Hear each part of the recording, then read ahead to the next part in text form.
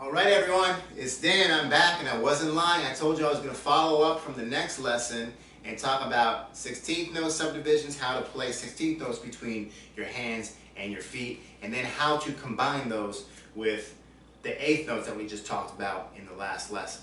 Alright, so it's the same idea. I'm picking up where we left off. What we're going to do is, again, experiment with 16th notes between your hands and your feet. And it's kind of the same thing as we did in the last lesson, because 16th notes are really only different from 8th notes in that they're twice as fast. So you can still play 16th notes really slow and then they sound like 8th notes, right? So if you watch my other lessons, you should kind of understand this concept. But we can start really slow, and again, we're counting something different here. So 16th notes are 1 E and 2 E and but start really slow and then practice different ideas of how to go between your hands and your feet. So one idea, which is similar to what I did in the last lesson, is two strokes with the hands, right, left, and then foot, foot. And again, we're just playing with our right foot. We aren't doing anything with the left foot yet, okay? But if you're lefty, obviously, it's the opposite. So here we go. I'm going to count really slow, and I'm just going to do some alternating 16th notes. Essentially, 2 strokes with the hands, 2 strokes with the foot. Ready?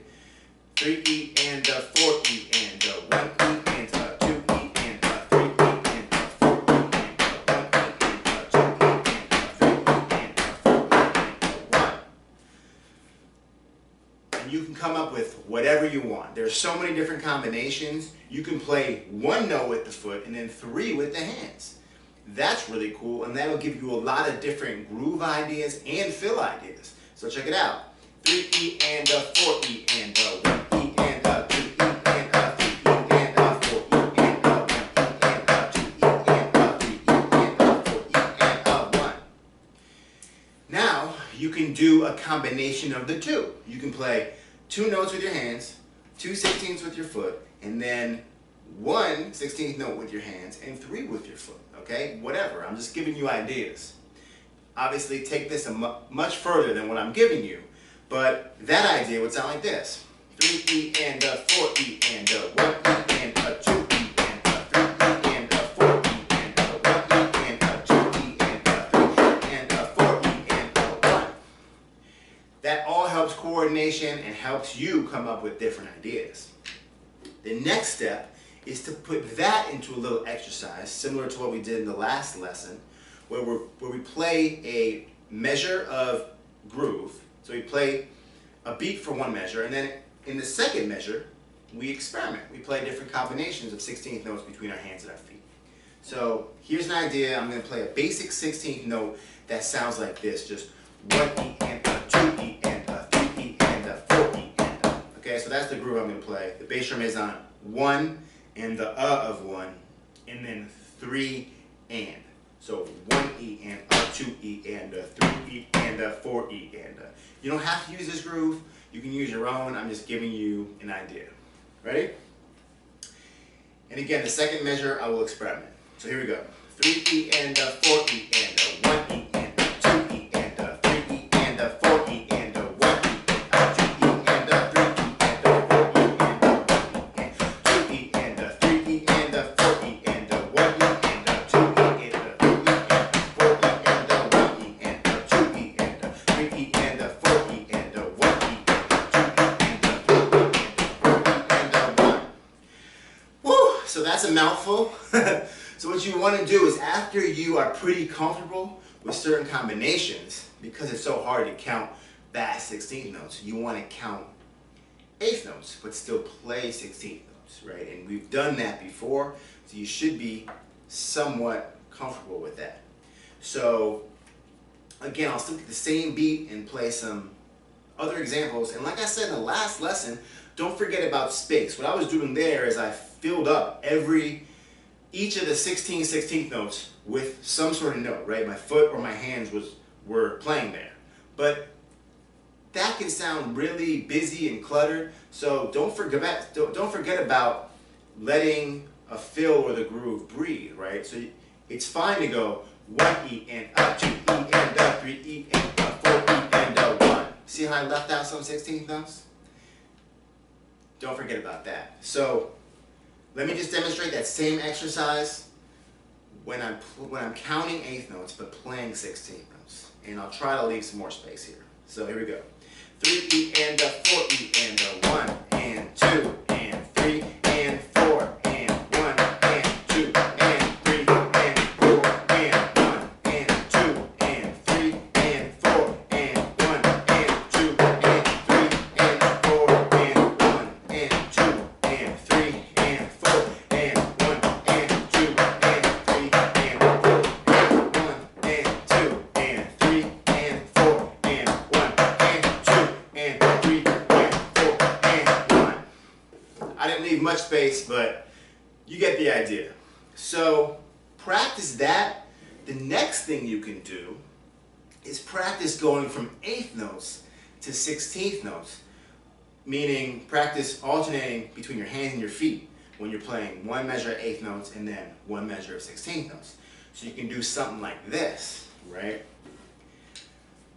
And I'm going to count eighth notes, but I'm going to be switching between eighth notes and 16th note subdivisions, okay? Here we go.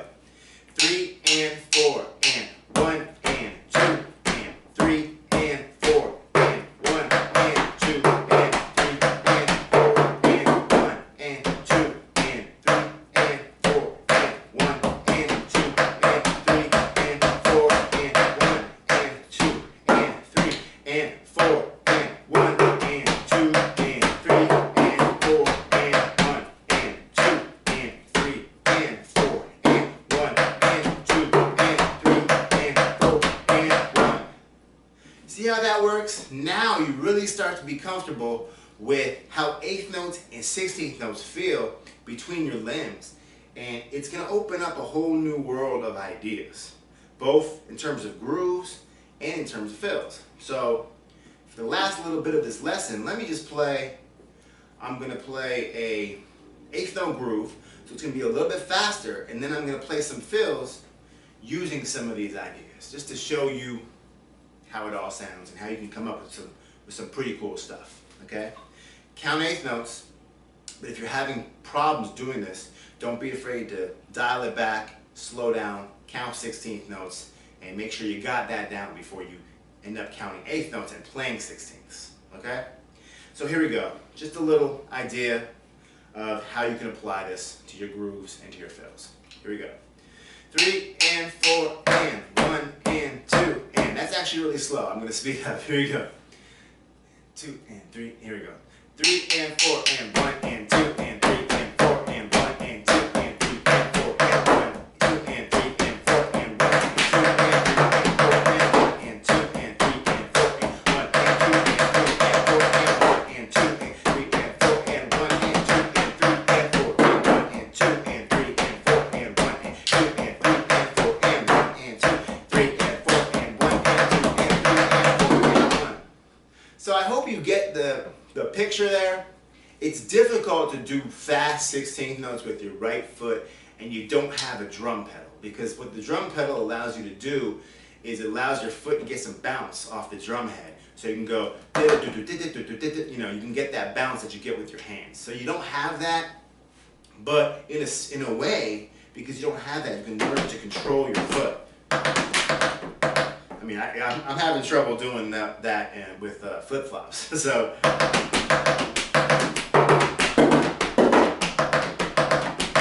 practice kind of bouncing your foot off the floor if you get up to that tempo and you feel comfortable with it. All right.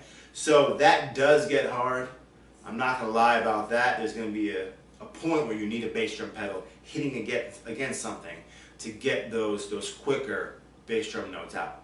But for now, you can still get up to a pretty good speed. So practice all that. Practice playing a beat for 2 measures, and then at the end you can use either 8th notes or 16th notes. Play whatever ideas you want. Just make sure you're counting. Make sure you aren't going too fast, because you want it to be steady. And then, I mean, by now your world should be opening up. Your drumming world should be opening up. We've covered enough stuff that you should be able to create a bunch of really cool ideas. All right? So I'm going to be back in the next week or two with a brand new concept, obviously talking about more subdivisions, and I hope to see you then. Thanks for tuning in.